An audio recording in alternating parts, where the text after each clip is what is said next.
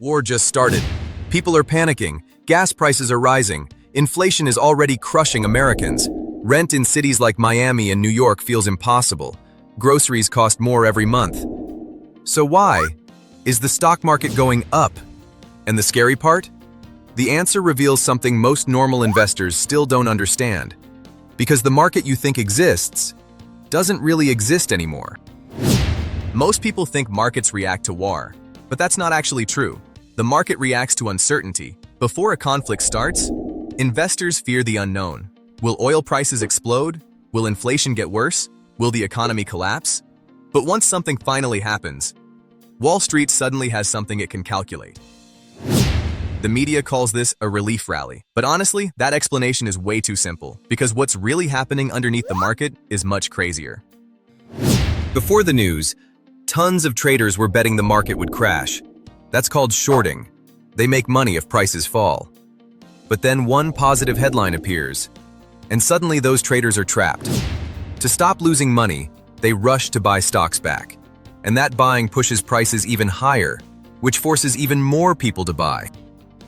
And this isn't small money. According to Goldman Sachs, systematic funds unleashed roughly $86 billion of buying pressure in just 5 trading days. 5 days. That's the kind of money movement most normal investors never even see happening.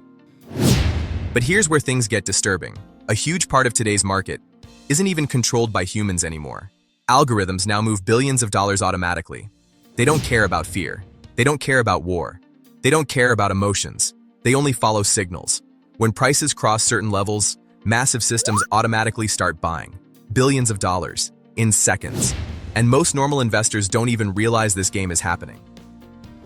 20 years ago, people studied companies, business growth, earnings. Today, passive index funds now control most of the US stock market, over 63%, meaning most money now flows automatically into indexes, without humans even analyzing businesses anymore.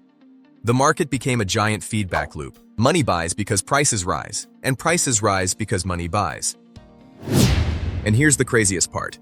Just 7 companies now control around 1/3 of the entire S&P 500.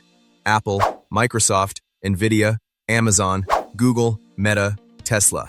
That's over 33% of the market, concentrated into just a handful of tech giants. When these companies rise, the entire market can look healthy, even while normal Americans struggle financially. And this creates a dangerous psychological trap for normal people, because people see the market rising while their real life feels worse. Groceries cost more, healthcare is insane, student debt never ends, paychecks don't stretch far enough anymore. So people start asking, is the economy fake?